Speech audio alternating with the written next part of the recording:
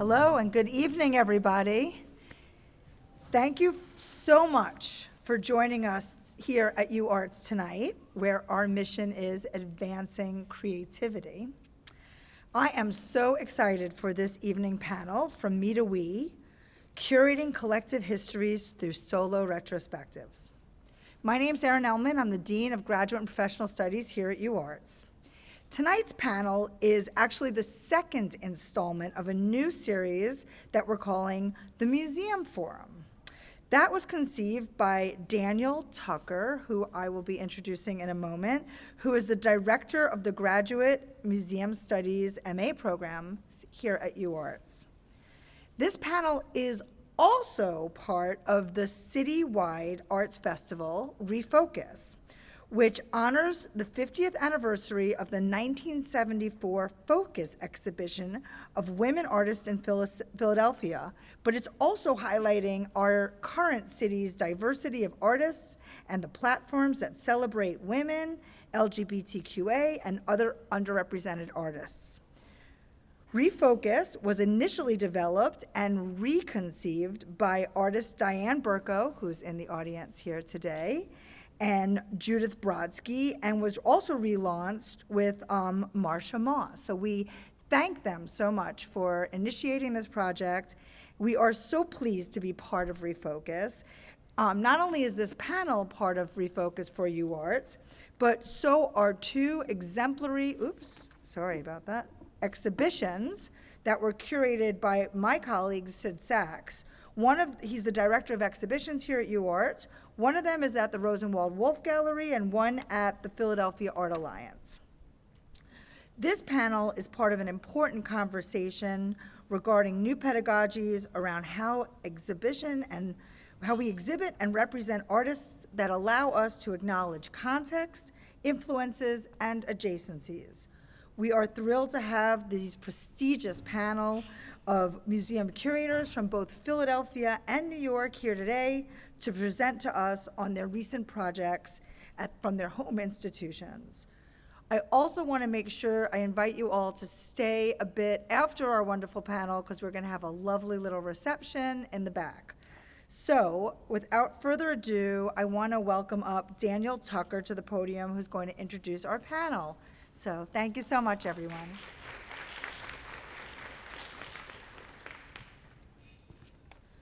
Thanks, Erin. Hey, everybody. As Erin said, this is the second Museums Forum, UArts Museums Forum, and really excited about this gathering. I want to sort of set it up. I was just talking to the speakers, and one of the things that really informed this gathering was a series of, kind of questions and observations. And they're kind of interrelated and disparate, but I thought that I would set them up for you all so that you can, kind of follow along with this conversation as it's been initiated. I got to see all of these curators' recent exhibitions, and I was struck by the way that they presented narratives of individual art practices and the involvement of those individual artists in community, especially in periods of those artists' careers where they experienced a relative kind of marginality from mainstream institutions, including some of the kinds of mainstream institutions that they ultimately presented the work in.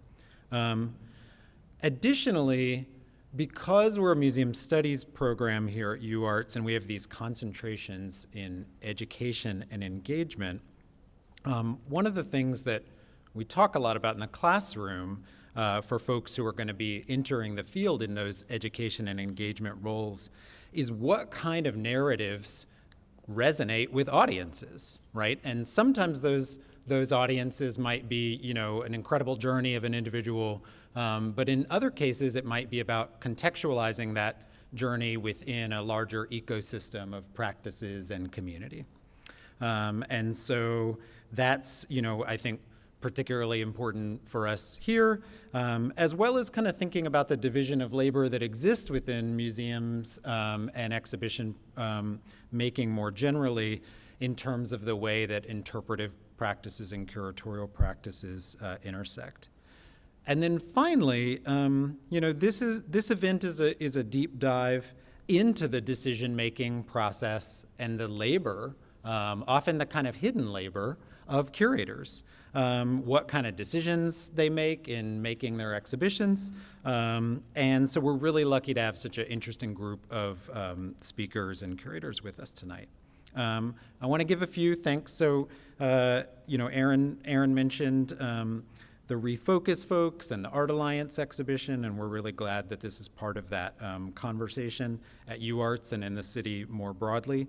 Also want to thank Dean Aaron Ellman, who co-instigated this event, and Melissa and Christian from the Graduate and Professional Studies School, who helped put this all together. Also Jeff from Otis and Jaune, who is helping to film, as well as our photographers who are shooting tonight as well. Thanks.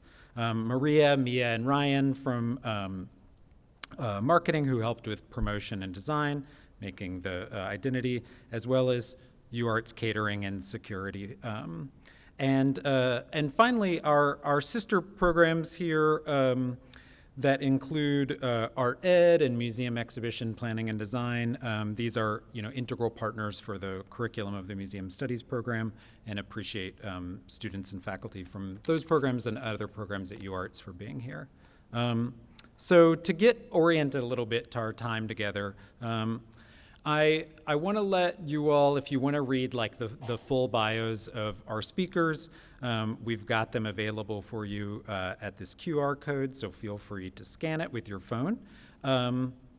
But in order to sort of set up our time together, I'm going to hand it off to our moderator.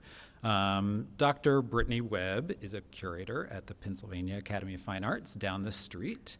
And she is the Evelyn and Will Kaplan Curator of 20th-Century Art. And she also is the curator of the John Rhoden collection. And that the Rhoden collection in particular, has been a real gift to Philadelphia recently as a learning opportunity for thinking about what can be done with a retrospective. And so really appreciative of having Brittany here to moderate our discussion. So I'm going to hand it off to her.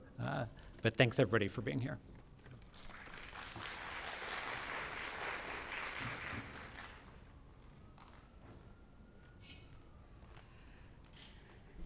Thank you so much. Thank you for inviting me and for having us. I'm excited to get to moderate this conversation. I will be brief with the intros because I think we want to reserve a lot of our time for a conversation. So before we get into discussion, we're going to kick this off with Cindy Kang, who is a curator at the Barnes Foundation and will be speaking about Marie Laurencin, Sapphic, Paris, on view at the Barnes Foundation from 2023 to 2024. Then Catherine Morris, Sackler Senior Curator at the Elizabeth Sackler Center for Feminist Art at the Brooklyn Museum, speaking about Lorraine O'Grady, Both and, a retrospective exhibition featuring the work of Lorraine O'Grady. Then Laura Phipps, Assistant Curator at the Whitney Museum of American Art, who will be speaking about Jaune Quick to See Smith, Memory Map, which was on view in 2023. And finally, Lilia Rocio Taboada, a curatorial assistant in the Department of Media and Performance at the Museum of Modern Art, speaking about Just Above Midtown, Changing Spaces, which is a different kind of retrospective exhibition on view at MoMA in 2022-2023. Cindy, kick us off.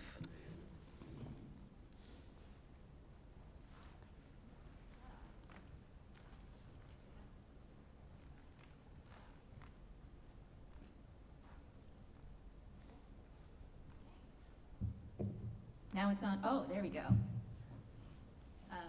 Hi, I'm so glad to be with you all here tonight. I was going to give a little overview of the exhibition that was on at the Barnes. It closed in January this year. Some of you may have seen it. Actually, I know some of you did see it. But for those of you who didn't, this was an exhibition on a early 20th century artist named Marie Laurencin.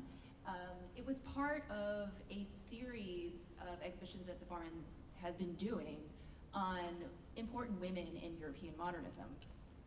And this was kind of the latest instance or example of this series. And what we wanted to do with this exhibition was really place Laurencin within the broader kind of holistic context in which she worked. Now, most people have never heard of her, but if you had heard of Laurencin, you probably had heard of her as a female cubist on the fringes of Picasso's circle. So when we talk about collective, she's usually understood as part of the Banda Picasso, like in that collective. But what we really wanted to excavate and kind of reorient the perspective on Laurencin was to also place her within the context of a Sapphic subculture in Paris in the 1920s, very much centered around Natalie Clifford Barney's salon in Paris. Natalie Clifford Barney being an American expatriate writer who hosted this kind of weekly Sapphic salon in her home. And Laurencin was an active participant within that. So that was the ambition of the show. It was monographic, though actually I will contradict myself as I go through the slides. It was focused on her career, but within all these different kind of collectives that she was also a part of. So yeah, just to give you a sense, so we started with self-portraiture and this kind of pre-war Paris work that you can see kind of through the door with the pink wall, just to set you up with the usual story or the usual context that people know her in, which is the Braque Picasso context, and Apollinaire, Guillaume Apollinaire, who was a French poet, and her boyfriend. And we really wanted to show the breadth of her career and her involvement in different kinds of media, different kinds of art. So we brought together, for example, this ensemble, which shows her as part of another collective of French decorators and designers. This was an evocation of an interior that she helped work on for the Maison Cubiste in Paris in 1913. So we have here an assembly of paintings that she did along with furniture and paintings that other artists did. And that wallpaper was designed by her. Everyone was asking about whether they could buy it, but somebody has to finish it. She also designed ballet costumes, worked with the Ballet Russe. This was super fun to put together. And in this space, we look at another kind of collective that she was, you could say, a part of. She was a very sought after portraitist for fashionable women at the time. And so she really kind of created her own network of female patrons, female collaborators, female friends and lovers. And so in this section, we have these kinds of commissioned portraits. There's Coco Chanel, there's Domenica Guillaume, Paul Guillaume's wife. There was Helena Rubinstein. And there was actually a lot of American expatriates. Commissioning a portrait from Laurencin kind of signaled that you had arrived in society in 1920s Paris. And the last section here was on this idea of Sapphic modernity specifically. And what it was doing was teasing out the different genres or the different motifs and themes that she chose in order to really represent the Sapphic community that she was part of. It was not I chose this slide because I think later in the discussion I might want to refer back to it and talk about the book and the little print there on the side. But the Sapphic world that she created was an imaginary one. This is a fantasy world, a kind of utopian fantasy world that she created as a queer woman who, really didn't belong fully in any space. And so she created this world as a place where she could belong and she could envision, this world where women like her could, live freely, imagine freely. So this is the world we tried to create in the exhibition. As you can tell, it was kind of a maximalist design.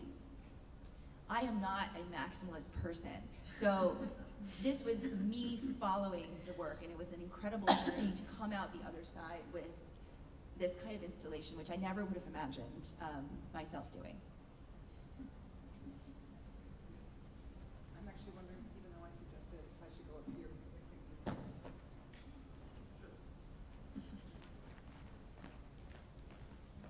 Hello, and thank you. Thank you, Daniel. Thank you, Erin. It's really a pleasure to be here with these amazing curators and thinkers to talk about these shows.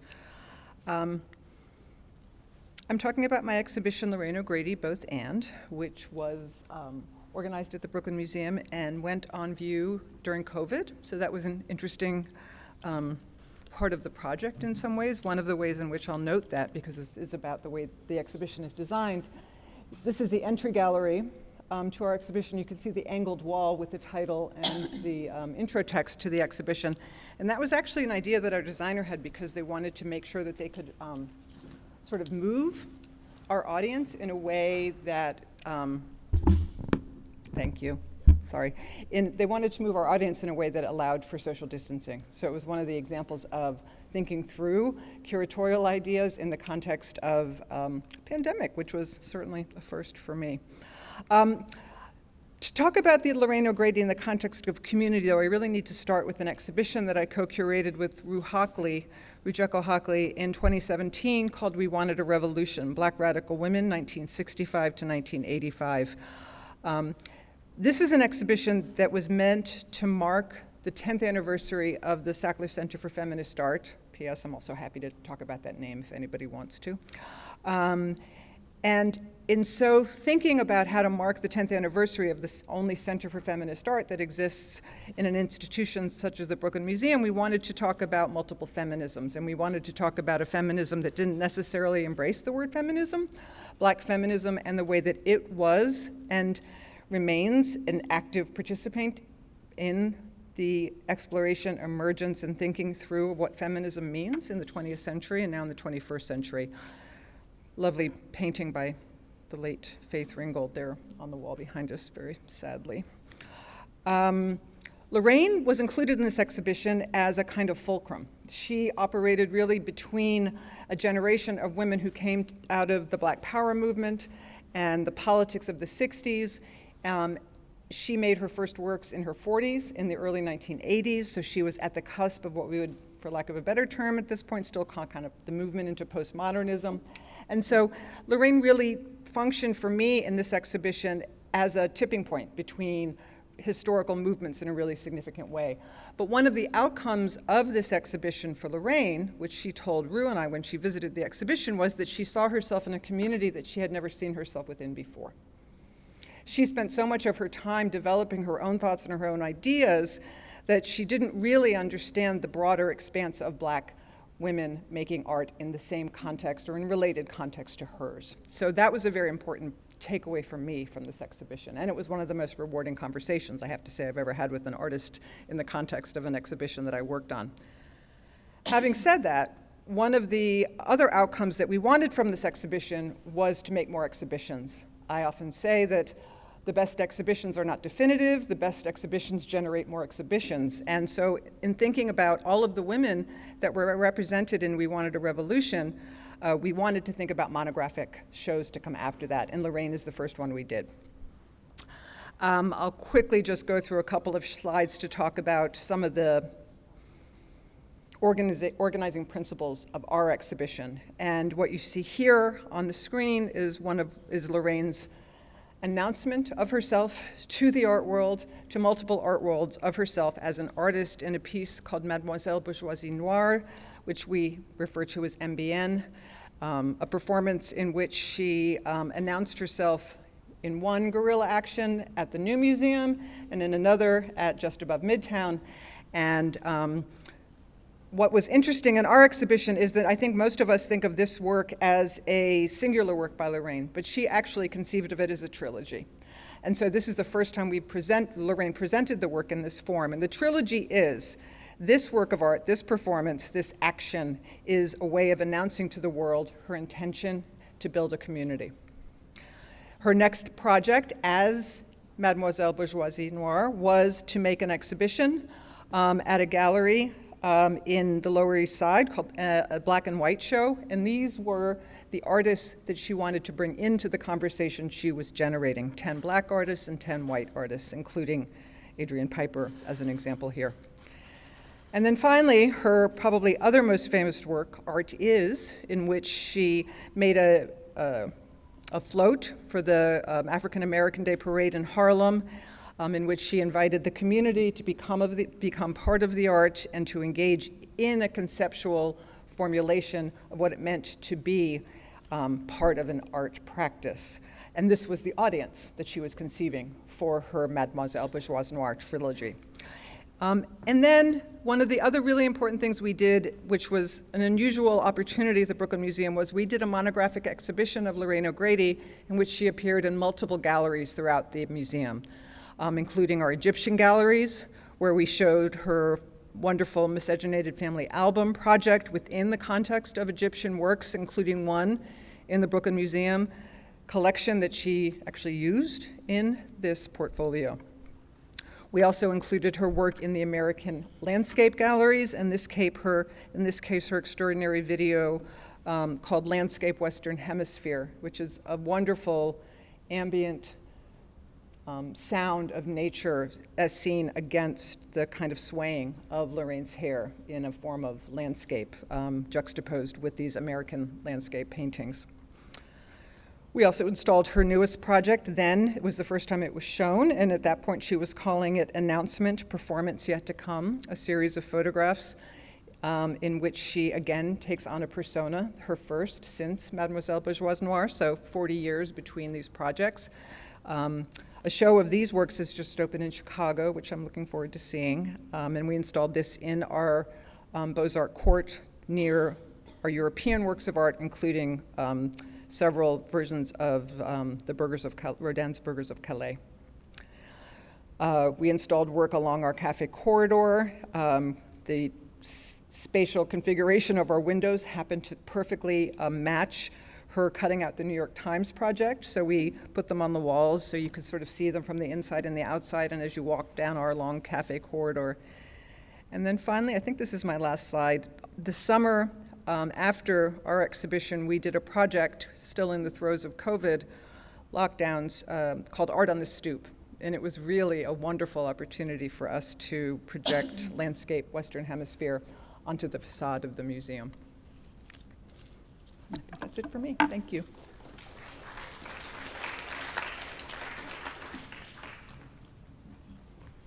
Am I better here or there? Here? Okay. Great. Fine, I think. Thank you all so much, and thank you, Daniel and Erin, for the opportunity to be here tonight. I'm Laura Phipps, Associate Curator at the Whitney Museum, a settler and a very grateful guest this evening on the homelands of Lenape. Always good to remember how large Lenapehoking is, coming from New York earlier today, all the way into Pennsylvania. So I'm going to speak briefly about the exhibition Jaune Quick to See Smith Memory Map, which I had the great pleasure of organizing at the Whitney Museum in close dialogue with the artist and with my colleague Caitlin Chason. So Jaune Quick to See Smith is an artist, an activist, a curator, an educator, and an advocate for now generations of Indigenous artists and thinkers, and all of these things are of equal and really incredible importance within her life and her practice. Smith is a citizen of the Confederated Salish and Kootenai Nation, and she was born in 1940 on the St. Ignatius Mission in Montana, and she grew up moving frequently between her reservation in Montana and various locations in the Pacific Northwest, and her young adulthood was spent sort of moving all across the country. She's lived in New Mexico since 1976, and I like to begin with this slide because it illustrates all of these places, and it really is the land, the connection to the history and the present moment and the future of this land that is really the driving force in all of Jaune's work. And so for the research and for my own understanding of the work, being in these places together as often as possible was really an important part of the process. Her retrospective memory map was on view at the Whitney Museum last spring and summer. It traveled to the Modern Art Museum of Fort Worth last fall, and is currently on view at the Seattle Art Museum. So if you missed it anywhere else, you can get to Seattle by May 12th. Memory Map presented nearly 50 years of prints, drawings, paintings, sculptures, and ephemera, and really attempted to provide a really holistic view of Smith's practice, all of these ways of working. She has said that her life's work involves examining contemporary life in America and interpreting it through Native ideology. And that examination and all that it sort of implies or pushes us to think about, we hope was on display in the exhibition. So I just have a few images, or installation images.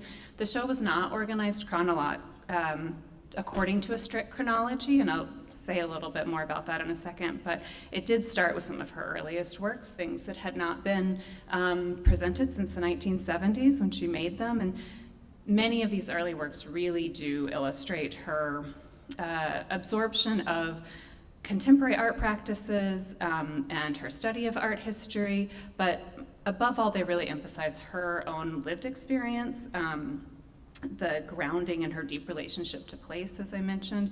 And so works like India Madonna that are in the middle here, made in 1974, the earliest work in the exhibition, made when she was actually finishing her undergrad degree in arts education in Massachusetts, as well as the works sort of flanking it called the Rhoden robes that she made when she was in graduate school in New Mexico. They're really good examples of the way that she really imbues her work with her own worldview, in particular her memories of home, but also is creating her own sort of position in the world and embracing sort of experimentation and material and form. So the exhibition, the galleries were essentially thematic and included a number of different themes that were really important to Smith really throughout her career. A few examples are the history of American imperialism, so taking examples from the 1860s all the way to the 2000s, the American invasion of Iraq and Afghanistan. She's addressing and approaching all of these sort of really intense subject matter through very specific and sort of signature humor in her work. She's also thinking about things like the really long reach of capitalism, of corporate America, of corporate greed, and often is appropriating the visual language of pop art, the printed language of advertising, and incorporating formal approaches from throughout her art history, which I think is quite obvious in a number of the works you can see. There are also galleries throughout the show that looked at Smith's recognition of the wisdom of her ancestors and of elders, references to the importance of the power of matriarchal power. I'm going to totally skip ahead just to say that also in the 90s she began using icons or motifs like trade canoes like the bison or cut-wing dresses as sort of guides and containers for the work. And the map was a really important icon or container here. She has used mapping continuously since her earliest works, from abstract drawings into these sort of more recognizable depictions of the map. And no matter how abstract or how sort of in your face these paintings are, the message is always and unequivocally about stolen land and about rendering what has been made invisible visible again. And I'll just say that the nature of her work, the sort of inclusive and capacious ideas of her practice, really formed the way that we thought about curating the exhibition and the exhibition design. So I just want to take sort of a quick moment to point out a few of the guiding principles, because it really was in the exhibition design that we were able to have sort of the most institutional collaboration with the artist. And I also heard Daniel say the people here might study exhibition design. So we wanted to highlight things like a connective tissue. So the ideas of the canoe, which is an icon that repeated in her career, sort of carried you through the exhibition. it was incredibly important to Jaune, and something that we were able to do, to have a connection to place. So even though light is the enemy, when you're installing really sensitive works of collage and paper, we were able to create spaces where you could actually see into the city and locate yourself in place and get outside of sort of the white box and understand where you were. A couple of the other principles that were really important to Jaune were to sort of challenge the hierarchy of traveling through an exhibition. So the fact that you could sort of see from gallery to gallery was really reflective of the way that she has considered her career. You know, it's not, it's very cyclical. You're coming back to ideas and messages over and over again, and that felt really important to sort of reflect in the design, as well as a lot of seating and creating spaces for gathering, with the idea that you bring people along with you, that there's space for discussion. So these sort of, talk about these sort of decisions as ideas that aren't in object labels, but hopefully are felt within an exhibition. And then I know I'm going over, but I will just say quickly that the breadth of her practice also informed the catalog, which was sort of far-reaching in some traditional ways. There was an artist interview, there were essays that focused on particular parts of her practice, including her curatorial practice, but also included the voices of Indigenous artists and thinkers and poets that had particular relationships to her works throughout the years. It also informed this convening that we organized, Sharing History for the Future, which was just an incredible day of intergenerational conversation between artists, curators, and educators. And I think ultimately, you know, a day like this with so much knowledge sharing, so much sort of community goodwill is what sort of realized Jaune's goal in the retrospective itself. So, pass it on.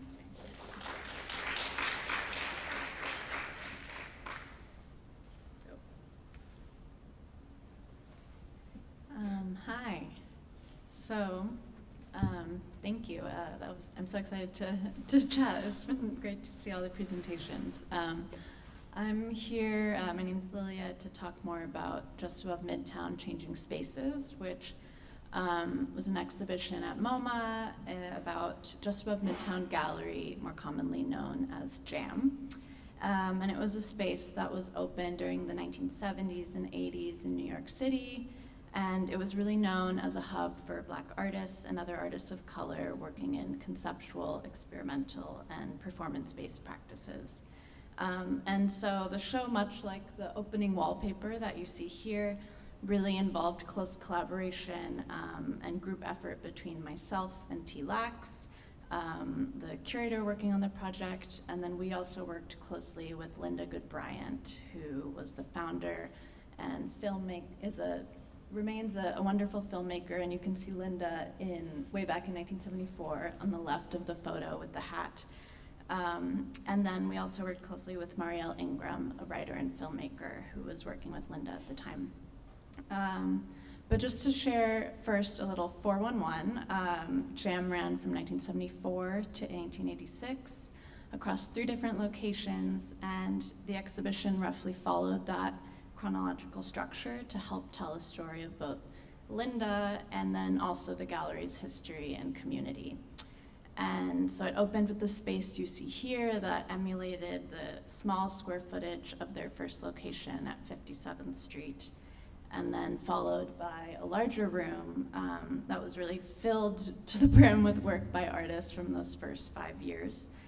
And on 57th Street, JAM presented many amazing solo and group exhibitions of artists that have since gone on to be well-renowned. For instance, Lorraine O'Grady, Sengen Ngudi, whose work you might have seen here in Philadelphia, and David Hammons, among many others.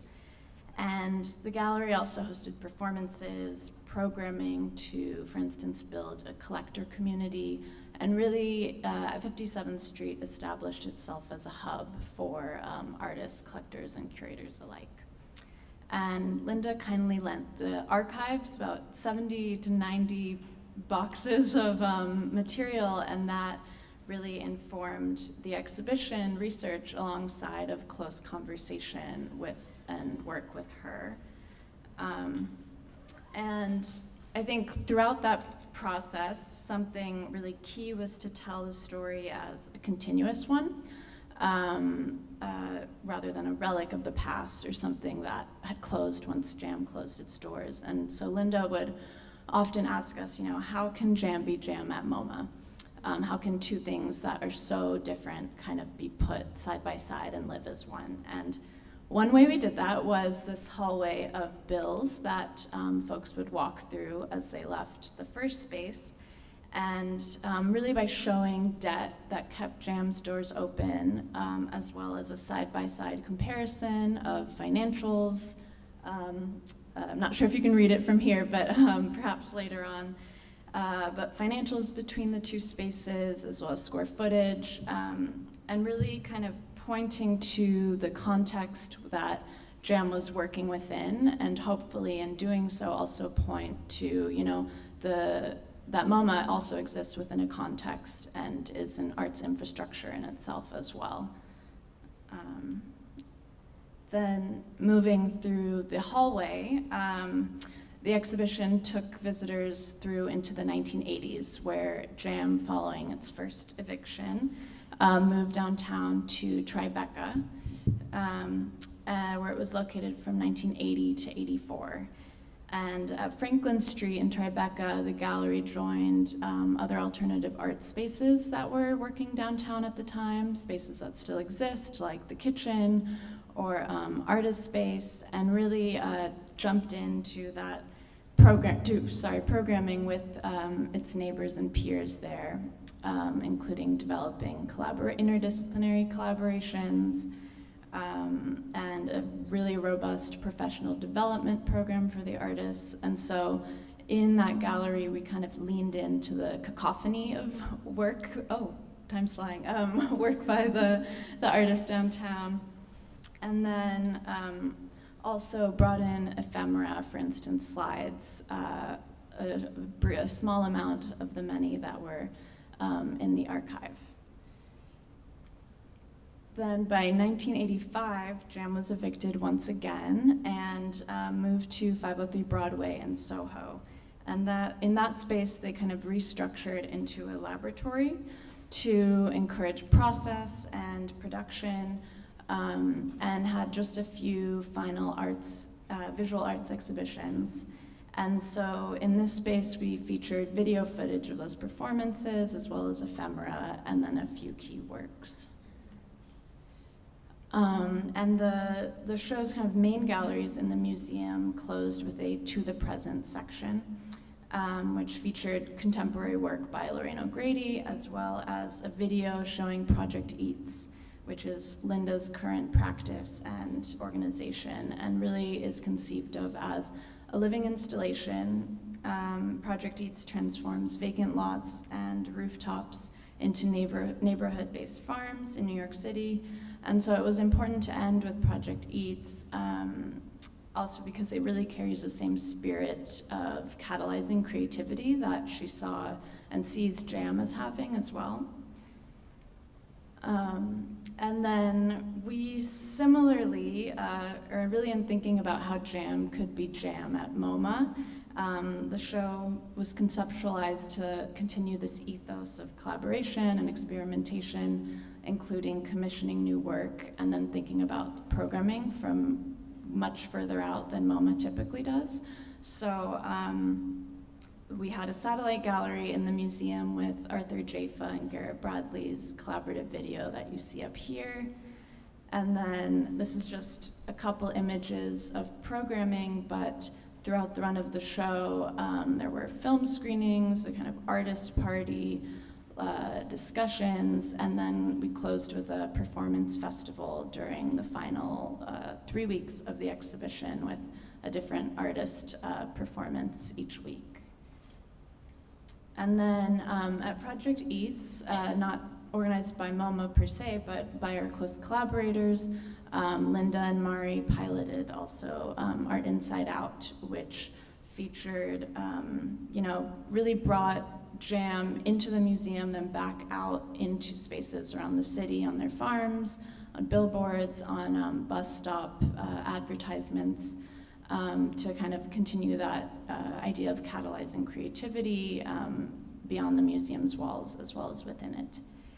And so most folks remember the show as Jam, or the Jam Show, but I think the subtitle in hindsight of Changing Spaces also really applies in looking at the way that the conversations and ethos lived across different elements of the project.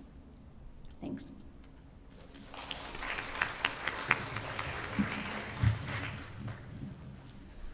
Well, first, thank you all for these incredible projects and these really brief yet rich synopses of them. I think that one of the things that I really enjoyed in thinking about all of your work together is that it gave me an opportunity to think about some topics that some of my colleagues in the room will know I love, particularly gender and generation and geography. And so starting there, I'd love to ask you all about the time and space of these exhibitions. Why do you think these exhibitions had to happen in the spaces that they happened and in this time, the here and the now? Why was it important for you to do these projects when you did them?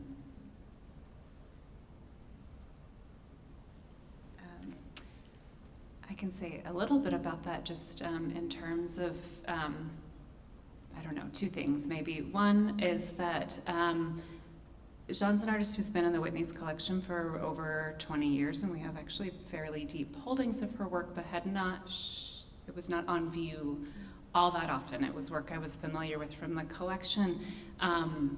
So our relationship really started through the collection, but it felt really important that her work be shown at a Museum of American Art.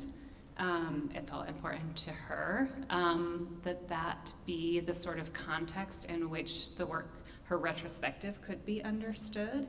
And I was very happy to oblige that desire, but maybe to answer sort of a other part of that question, we benefited from the pandemic in a way. You know, all of these things are about timing, but it really actually just increased the amount of time that we were able to work together. And this happened for, you know, a number of shows, I think, and many colleagues have sort of reflected as well on like, oh, this is the amount of time it takes to build relationships, to understand how things live in space, and to sort of realize, you know, catalogs or programs and as a part of the exhibition. So even though we couldn't be together, you know, within this sort of 5-year period of planning, having that sort of, that amount of time to plan and to think was really important. So that's not quite your question, but I also, you know, as many of us we're working with artists from sort of similar generations, they have so much history and information that is held here, and it needs to be held elsewhere. It needs to be available for future generations to understand and to know. And so I do think there's a bit of a sense of like urgency in telling those stories and allowing the space for those histories to be sort of public. I think that urgency is a really good word for a lot of these exhibitions, but I also think it's interesting that each of these exhibitions also strategized for a very specific kind of encounter with the space they were presented in. Each of us, I think, has addressed that in different ways, and that's kind of fascinating, and I think that says something about the artists we are introducing to these spaces and why, and that's part of the importance of timing for the institution. You know, in that sense, I would often say that I feel like, you know, the Brooklyn Museum needed Lorraine O'Grady more than Lorraine O'Grady needed the Brooklyn Museum. Having said that, Lorraine O'Grady is 90 years old, and this was her first retrospective exhibition, so that was important. The other thing that was interesting on a more personal level, I think I've explained why it was important to me and to my position as a curator at the Center for Feminist Art. And Lorraine has always been an active feminist in addition to everything else she did, but Lorraine has talked throughout her life as an artist, as imagining her audience was to come. that she was making her work over 40 years for an audience that she did not see yet. And so the exhibition is now up at Wellesley, which is Lorraine's alma mater, so it's really wonderful. But when I saw her there for the opening, I think she felt like her audience had come, you know? And I think that as a woman who has spent 40 years working in a very kind of solo manner, to see that was an amazing and sort of shocking event for her as well. So I think there's a very important part of that notion that she's carried for decades as well. You want us all to comment? I mean, I kind of commented on that in my remarks, and so obviously Laurencin is not of this generation, so there's that sense of urgency of, you know, capturing her thoughts before she passes. So for us, it was part of this institutional interest that we had been building into the exhibition program. So I'll kind of trace that. This kind of started with actually my first project at the Barnes, which was Berthe Morisot, Women Impressionist in 2018, 2019. That kind of started this trajectory of looking at women artists or women in modern European art. And then I followed that in 2020 with Marie Coutoli, who was a female art entrepreneur in modern art. And then our chief curator did Suzanne Valadon in 2021. And Laurencin and Valadon were contemporaries and peers, and I don't know, you could say rivals in terms of contemporary criticism. So she was kind of a natural next step, also because Barnes collected her work. So we do have Laurencin in the collection. So we kind of had been talking about doing a project on Laurencin for years, actually. So it kind of like seeded itself in this series.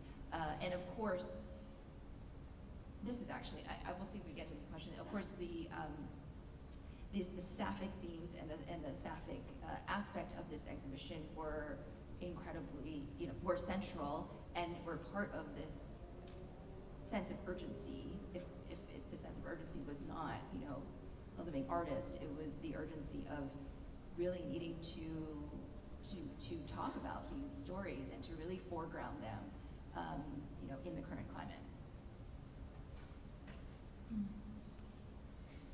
Sure, I can close this out. I think something kind of intriguing, just COVID, I guess, happened in the middle of JAM's kind of 4 to 5 year research process as well. And I think that I entered about 2.5 years into the project, but within that time, mutual aid started being a discussion, and there were all these like public strategies of community, of support that Linda and JAM were already doing many, many years ago. And so I think she entered the project, of course, because of the intrigue of like MoMA being 3 blocks away, same city block as the original location, and that kind of intrigue of how two things that are seemingly opposing might live side by side or one inside the other. But I think we'll see, maybe because MoMA works in such long timelines and larger institutions are also where you see the change maybe 10 years later. I think we're almost too recent to really see the way some of the practices, even from developing programming further out, or thinking through a project in terms of performances and a gallery and another gallery in a different part of the building, might become something further down the line that was like the first within the museum, or like a different kind of precedent. I don't know if that answered your question so much, but. No, it's interesting, and I appreciate the highlighting of the community piece. I want us to think a little bit around the title of this program, and the me and the we, and how all of these projects in different ways tried to balance, telling the story of a singular artist within a community, or the importance of a community to a singular artist. And I'd love for us to think about that both conceptually in terms of what it feels like when you're in the thick of a research project and you're thinking, okay, so if I'm inviting an audience in to see an exhibition about a topic that they don't know about, or about an artist they don't know, what kind of scaffolding do you need to build so everyone can understand the importance of the context in which to extract these individuals? Or, in the case of Jam, where the story is the context, it's that you actually have to do both of those at the same time. How did you experience trying to tell that story thematically, how to install the show, the objects, in a way that was physically, visually compelling?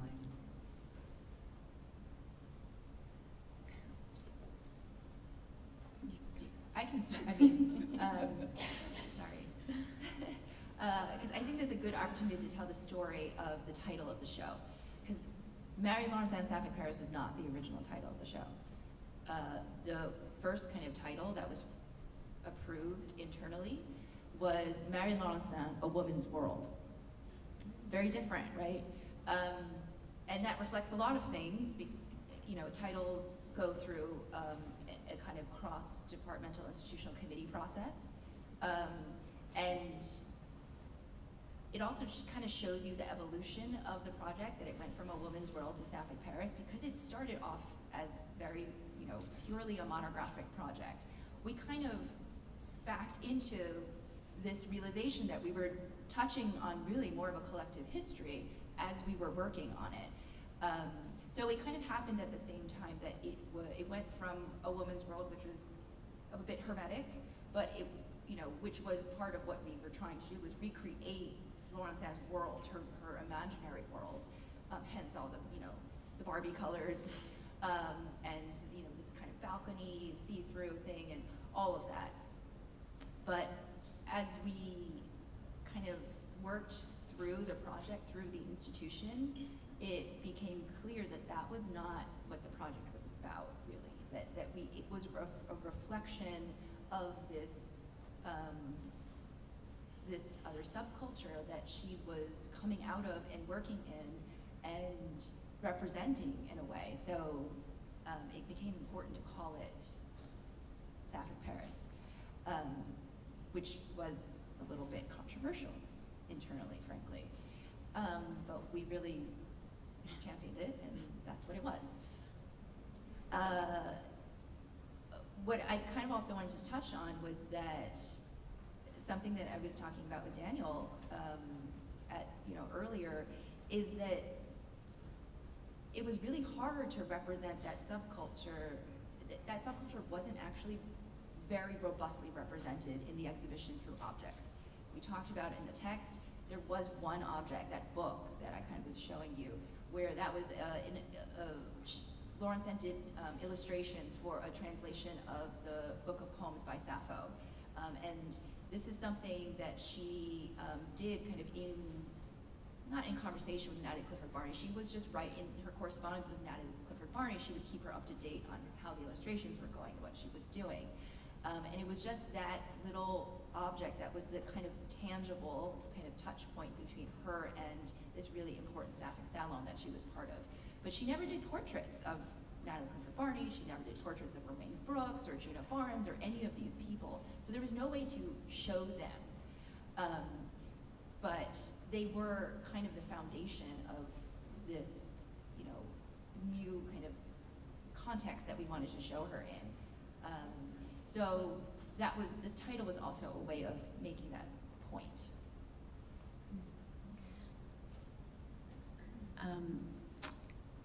I'm thinking about something that both of you have said or touched on, the way that things sort of shift, but also what the hopes for exhibitions are. And I'm so interested to hear how the Barnes is sort of like built upon these things, but also how Lorraine's show came out of this group show, because I have sort of the inverse relationship maybe with Jaune's show, in that like I didn't show any of this, but there were points in the show where the moments where ephemera was used to sort of help highlight the moments where her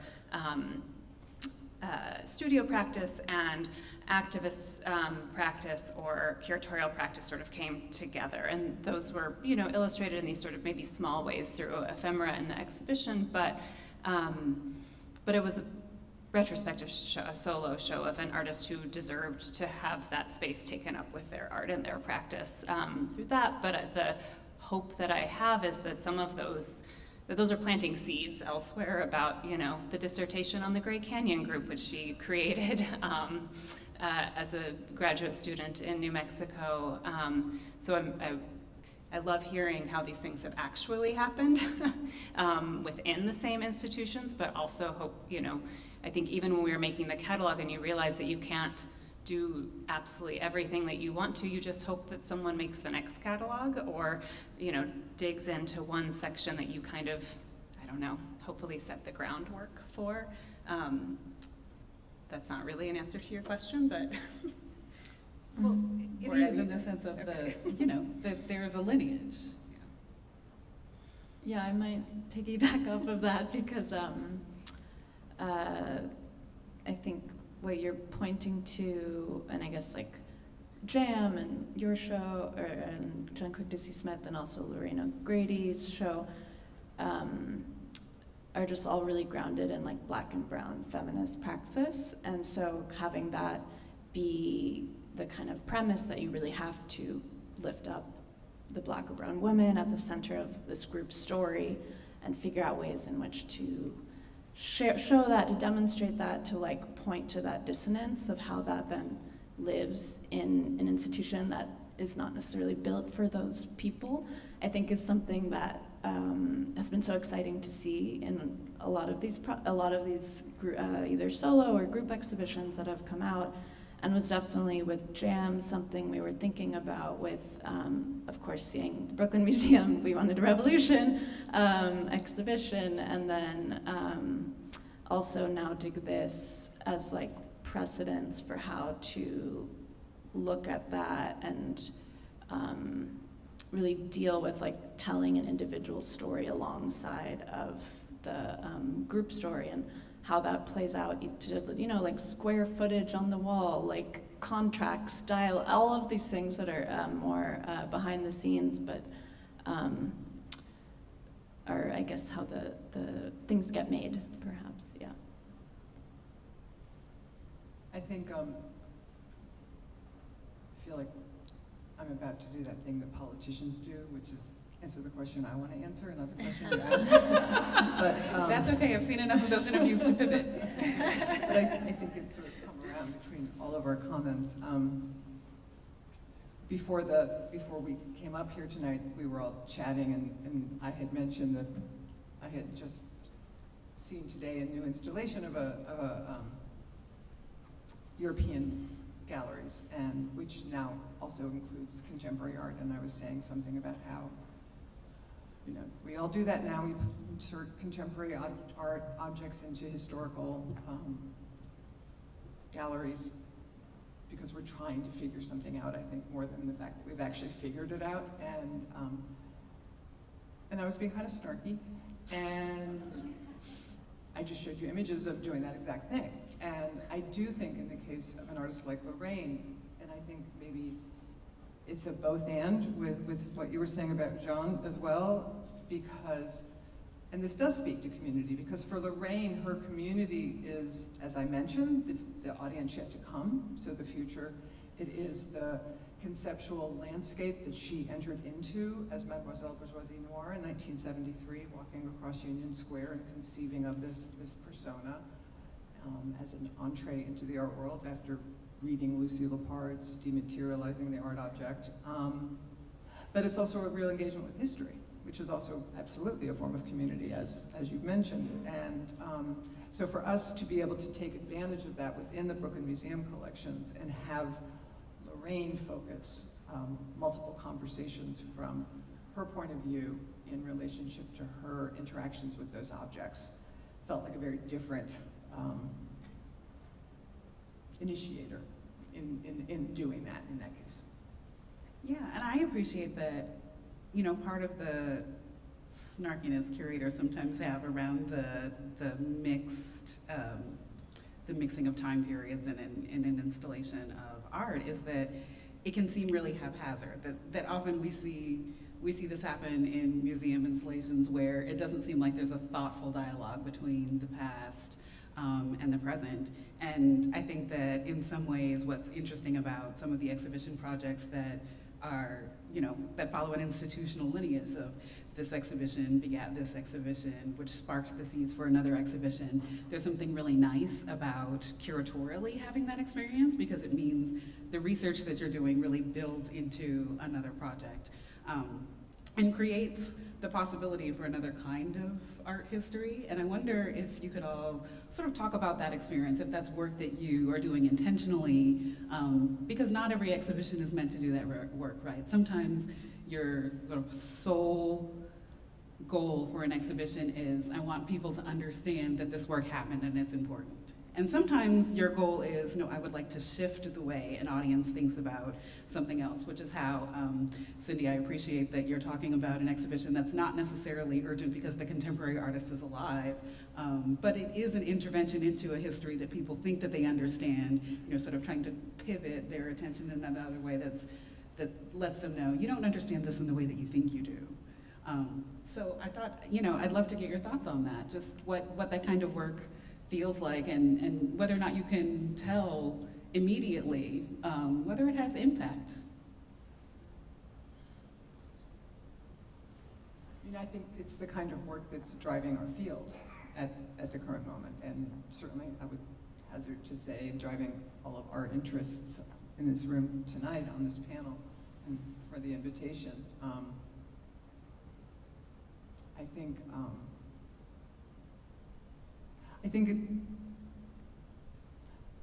think that in a world full of branding notions, the idea of being first is really not that interesting, and really not that interesting. And, If anything, it's embarrassing. but what is interesting is the idea of being able to point to what you're building on, and to bring it into the current conversation in a way that shows its contemporary value and urgency in a lot of cases. I would say in all of our cases, and there's an urgency in each of these exhibitions about a contemporary conversation, regardless of the historical moment that we're all bringing forward. And so to me, that feels really important. So in my case, I've been a curator at the Feminist Center for, 15 years, and I think when I first started, there was an expectation that a Center for Feminist Art would focus on a very important emergent moment of second wave feminism in the 60s and 70s, and which is largely, often called white stream feminism. And that is important, and it is part of what we do, but I also think it has become much more urgent to talk about the ways that what's called the waves model is actually really inadequate to most versions of feminism that exist in the world. It's a very specific lineage of feminism that needs to be expanded upon. So for me, the idea of the We Wanted a Revolution exhibition happening at the moment of the 10th anniversary of the Center for Feminist Art, then generating ongoing conversations about exhibitions like Lorraine, who I mentioned, and I'll stop talking in a second, I promise, who represented a very specific moment for me in that lineage. For example, I'm working on an exhibition that opens in September, please God, on Elizabeth Catlett, who represents the other end of the spectrum of that history. So I continue to think about sort of what it means to expand the notion of feminist encounters, whether you use that word or not, forward and into history. I was just thinking about answering that question by answering one of your earlier questions about how it is that you welcome audience into the space, like what goes into labels and all of that, and thinking about, I don't know that I knew this from the beginning, but that one of the really important things about Jaune's show was to actually have an exhibition that was about land, whether that's what you initially sort of see in her work or not, but that's the way that it's sort of talked about. And so to bring people into the museum and sort of set up to think about the place where you are and your impact on that place, that felt really important. But again, I'm not sure I thought about that from the beginning. And also to, you know, the incredible thing about being able to work with artists is that they push you in certain ways, and in other ways, I thought that we were like gonna burn down the system together because Jaune's like so radical, and she's like, no, actually I want like a beautiful show at the Whitney.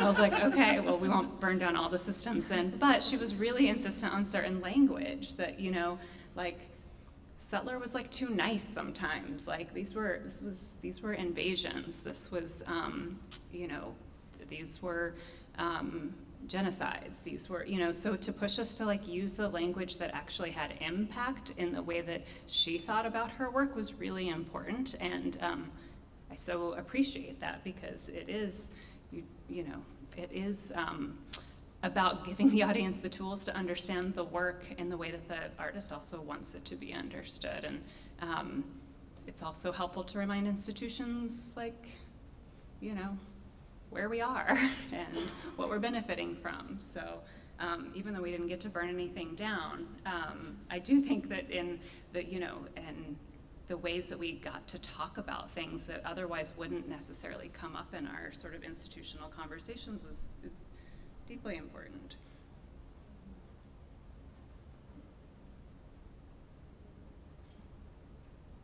There's a part of me that's thinking, couldn't you have burned something down?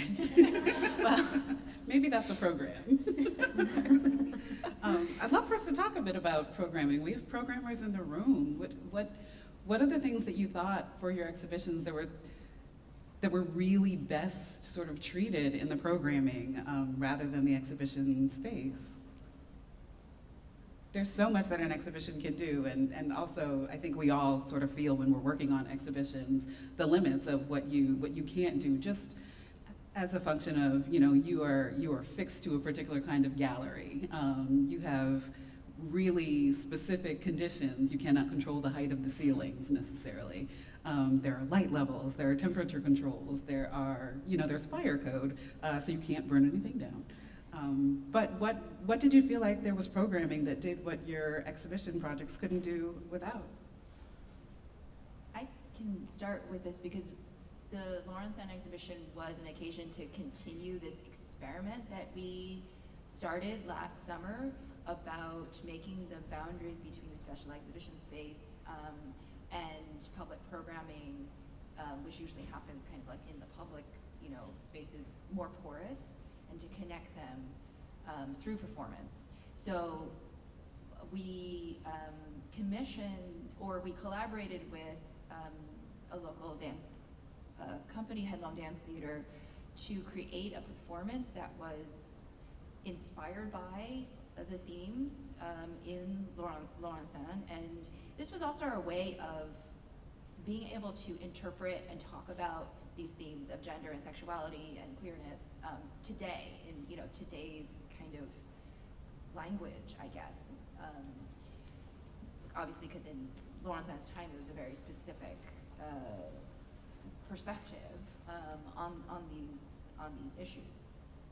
So that was quite it was quite an experiment for us. I mean, maybe your institutions do this already, but we had a performance that extended between the galleries and our kind of public light court, our Annenberg court, that was looking, we had these 3 different dancers who did solo studies around, you know, the campus and the galleries and in the court, who were all kind of embodying different personas. One which was a transmasculine persona, which was based in this, you know, dancer's personal experience. There was a very kind of Laurencin kind of character, and then there was a very like also non-binary characters, and they were all dancing from these spaces to express again, what does gender and what does queerness mean today, but within a Laurencin world. So there was, you know, the palette, there was the ethereal kind of floatiness of it all, and you know, I have to say this was an experiment, and I mean, artistically, I loved it. I thought it did what we wanted it to do. But I think this was also something that we we have to bring our audience along with this, because I think people are like, what's going on? It was a little bit perhaps confusing to some people. So some people really got it immediately, and some people were like, I have no idea what's going on. That was kind of the split. And so this is something that we're like, okay, we have to kind of bring people in and bring people along as we experiment with these kinds of new ideas around programming and how programming extends the curatorial vision and themes in the exhibition space, and kind of extends the space physically in that way.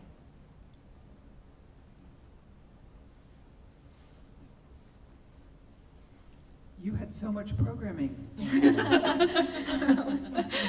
Yes.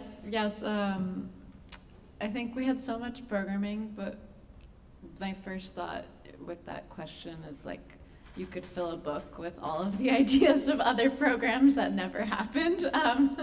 But I think part of it too, at least for me, what's been really intriguing in working with Linda is thinking how to translate her method, in this case Jam's method, of everything like exhibition, programming, performance, film.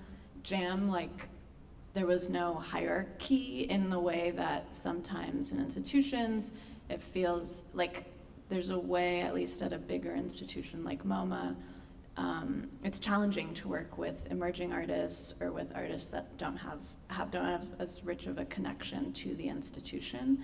And sometimes it's programming as a way to kind of grow the connections with different types of artists.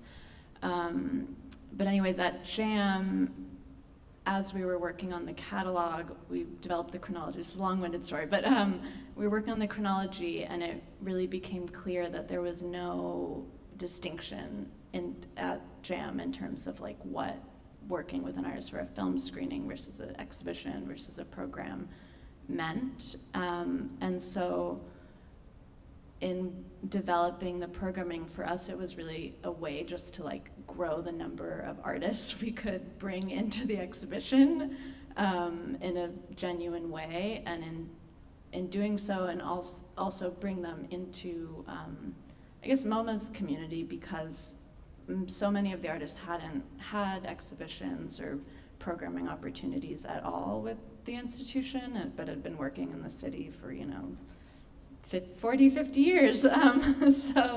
So it was really special to also see just how enthusiastic everyone was to kind of come back together in some manner. And I think what was exciting was also to see the ways that different types of programming bring in different audiences to MoMA as well. The film audience might not know about Just Above Midtown as much as an exhibition audience or something like that. And so through the different types of programming, bring in different ways for people to connect with the show overall as well, yeah. But yeah, we had so much programming. It was many, many months at the museum, a lot, yeah. The funny thing about Lorraine O'Grady is that Mademoiselle Bourgeois Noir, MBN, is a persona that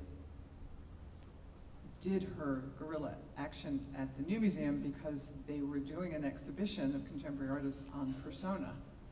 And she wasn't invited to be in the exhibition, but she was invited to do a program, which is a very, I think, typical way in which other people have been invited into the institution in a strange way.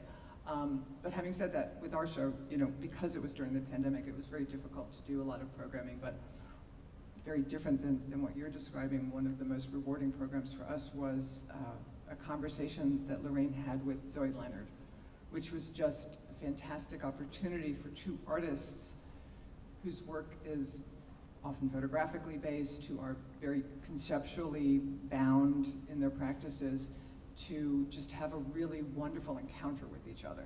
They just had so much to talk about. And that's a very traditional program, right? But it was an incredibly rewarding encounter to watch. It was really lovely. I can just say, we also had actually fairly traditional programming for Jaune's show. I think actually one of the sort of, I don't know, longest legs was because Jaune really is an educator, and it was funny because when she had conversations with my colleagues in education, I could like see that hat go on, was the Children's Guide, which is not a public program, but is this like just amazing resource, and also became another way that we got to include language that was really important and concepts that were really important throughout the show. But we had one really big program, a convening, that was just really important to Jaune, that there was a 2 days to be sort of together with community, and yeah, we could have invited like 100 more people to speak on the stage, and we pay everyone who does anything at the museum, so Jaune couldn't understand that, that everyone would just want to come. So, but it was incredible because we got to sort of pull on all of these different sort of threads of her practice. So, you know, educators and curators in the field and artists, and so it wasn't centered on her work, but in a way it sort of was the expansion of her work, and it was just a really beautiful day. But it was a very traditional program in that sense. No, but it's amazing. I mean, it served what the artist wanted, which is sometimes one of the best things you can do on an exhibition project. I'd love to open it up to questions to the audience if anyone else wants to jump into this conversation.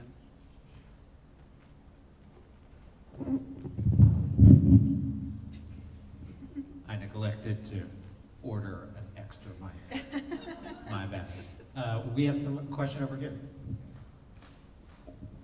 Hi, thanks so much. This has been really interesting.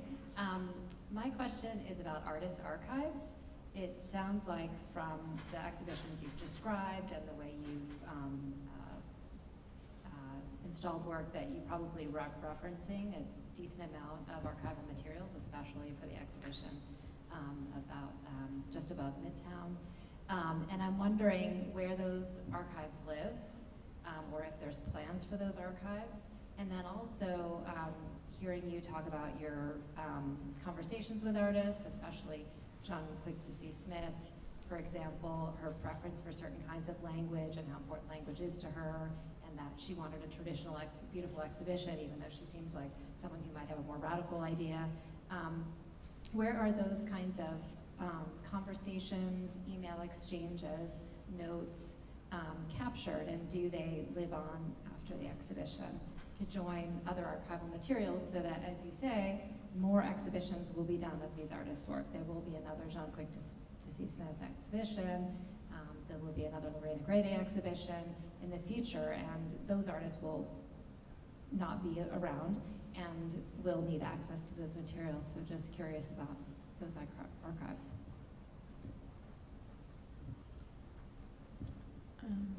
I can start. Yeah,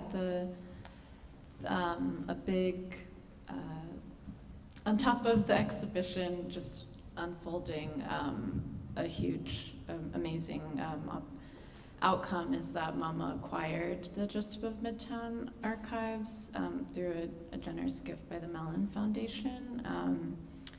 And in that way, in addition to, catalogs, that helps solidify that the history becomes more accessible in terms of things going from a storage unit, despite being shown in books or having like ephemera distributed into other collections. That was a huge win in many ways of the exhibition, to kind of build the audience and help make a home And of course, the material itself, like the exhibition couldn't have happened without accessing those materials earlier on. And so we kind of had a outpost mini research center in our storage facility for about a year and a half leading up to the show, to work kind of in between a formalized like archive and just a storage unit, and that kind of like in between of institutionalization was really key to also to work at the pace to develop an exhibition. I think especially with COVID, like I know so many people that was a big challenge to develop the research that was needed. But yeah, there's kind of there was a nice blend between formality and informality, but then now having those materials in MoMA, they'll be processed, and within the next like 6 months will become accessible for public researchers to continue the story. Yeah, Jaune, her archives were in her studio, and we were lucky enough that her gallery helped us bring them to New York and process them enough to build the catalog, because there had not been extensive bibliography or exhibition history. But they have, I believe, been promised to the Archive of American Art, and we were really happy to maybe like wait so that we still had access to them, because I think they're not as fast as MoMA in processing. So her archive, which is really extensive and tells a lot of different stories, will go there. And I'm really glad that you asked the question about our own institutional archive, not because I have an answer to it, but just as like a reminder that all of my emails will live somewhere in the public at some point. And also, so much of this was over Zoom, and we recorded all of our Zoom. Probably should make sure we have permission for all of those to go into an archive. So I appreciate those questions. And I love that Jaune's archives are going to the Archives of American Art. I feel like that's such an important place to. She was going to be too busy for them to come for a while, and I was like, no. Yeah, make the time. Really great. And in my case, Lorraine is an extraordinary archivist and has been her whole life. One of the really interesting things that came out of We Wanted a Revolution was the ways in which it became very clear very quickly that a good number of the artists in that exhibition realized at a very pivotal moment in their careers that they were going to have to archive themselves. Nobody else was going to do that work. And so Lorraine built her very own, she taught herself programming so she could build her own website, and she has an extraordinary archive, most of which is at Wellesley now, but she keeps everything. Every time I send her an email with emojis in it, it kind of goes through my head. It's just kind of like, show up somewhere.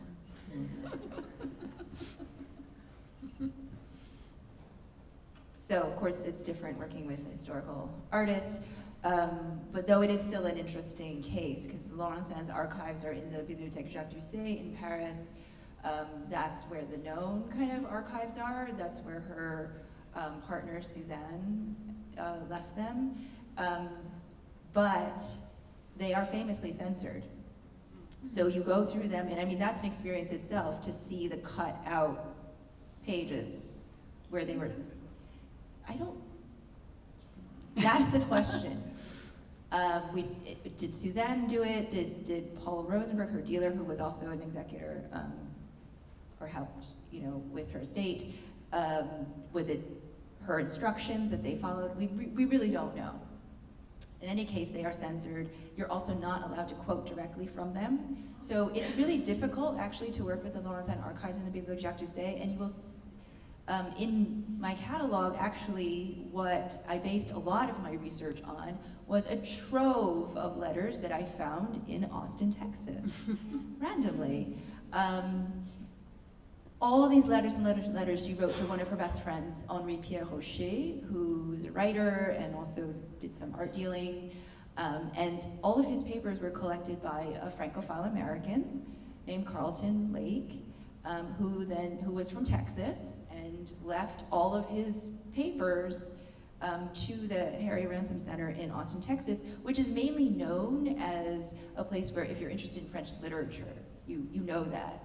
that center, but not as much for artists. So it was amazing when I found those letters. I was like, oh, here they all are, and I can quote from them. And there was so much that hadn't been read, there was so much that hadn't been gone through, because generally scholars who work on Laurencin are French. They're not looking in Texas. So there was a lot there, which allowed me to build this Sapphic story in a much more robust way. Google search. Google search. I don't even know what the search terms were exactly, but I was just digging and digging and digging. I was like, what is this? This weird kind of like quotes started to pop up, and then I was like, what is this? And 300 pages of letters that I was able to obtain. Yeah. Yeah. So we've got another question over here and another one over here. We're going to take them together, and then that will close us out. Okay? We're going to take them together and let our speakers listen. Hello. This is a question about I don't want to say her name wrong. At the Barnes exposition that you've been talking about, Laurencin, is her? I was wondering if you could speak on her relationship with Gertrude Stein, if there was one, and if that artistic relationship or friendship was present in the exhibit, just because I'm curious. Do you want to speak to that while I walk over here? Yeah, sure. Yes, Gertrude Stein was one of her earliest collectors, and was a friend, supporter, and they, were friends and corresponded for their whole lives. In terms of the exhibition, we did not have the work that Gertrude purchased because the lenders wouldn't lend it. But we used that wallpaper that I showed, which is obviously a reproduction. That's not the original wallpaper. We got a file from the Musée des Arts Décoratifs that has the wallpaper, and they sent us a file. We were able to reproduce the wallpaper. Gertrude Stein did buy that wallpaper, so I don't know if it actually was. She actually used it and put it up in her Paris apartment or not, but we don't have any archival photos of that. But yes, they were friends, and that was also one of her very important kind of Sapphic connections. Hi. My question relates to sort of this idea of connecting with the communities that these artists were involved in, and I'm interested in how much involvement and say there was from the community beside the artist when creating these exhibitions, because I know a lot of times thinking about community gets pushed to programming, where it's like the exhibition has been created and then,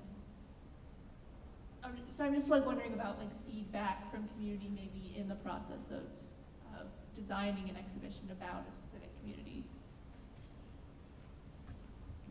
That is such a good question. And I don't have a good answer for that in relationship to Lorraine's exhibition, but it's very interesting to me in relationship to this Elizabeth Catlett project I'm working on right now, with the idea of, if I can talk about a different project, and the idea, again, of not being first at something, this discovery model that institutions like the Brooklyn Museum and other, PWI institutions often take on, was something that we want to try really hard to avoid.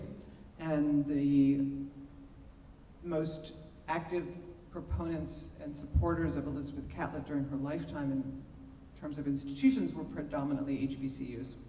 And so one of the things we've been trying to think about, my colleague and co-curator Lelia Scruggs and I, is how to forefront that and how to engage those voices in a conversation, again, about not making this a first, but making it a building upon these important legacies. But I think it's a very important thing to think about with most exhibitions. We certainly thought about it with We Wanted a Revolution. We had a kind of convening of community to talk about everything from title to publication to some of the artists. So. Yeah, I love that question, and all of the provocation of it. I think for working with Jaune, the community that was sort of engaged was her artistic community. So different, like spending time on her reservation with the folks that sort of have continued the work that she did in establishing an arts college on Salish Kootenai. And having some of those voices reflected in the show as well because of the work they were doing together in sort of the 80s and 90s, as well as the sort of collective that she formed earlier in the late 70s. But those are very specific to these sort of like moments in time and personal relationships, again, coming back to the artist. So I think that the sort of more I think what you're asking is a sort of more expansive question about larger community and audience, which I think is really interesting and was not necessarily a big part. We did also have sort of a community outreach day for a presentation, but really once decisions were all made, it was really about, inviting organizations, Indigenous-led organizations in New York and the surrounding area and student groups just to sort of build awareness and try to start building relationships, but not necessarily in the sort of formation of the show or the buy-in of the show. And I do think that if we were working with an artist who was maybe more local to Lenape-Hoking or to New York, then that might have there might have been more easily apparent opportunities for that conversation. I will say also, I guess, the American Indian Community House in New York, who Jaune was very involved with and did a lot of sort of the early shows in the 80s of the sort of diasporic community in New York. We work closely with them. But,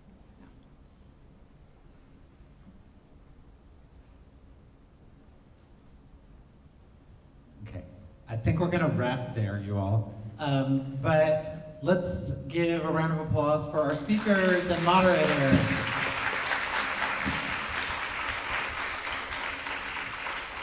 Really appreciate you all letting us in on these projects and hope to keep chatting with you over reception that we're gonna have behind these bleachers. So if you wanna stick around, have a drink, have some food, hang out for a while, and thanks again for sharing with us, and thanks for being here. So keep in touch.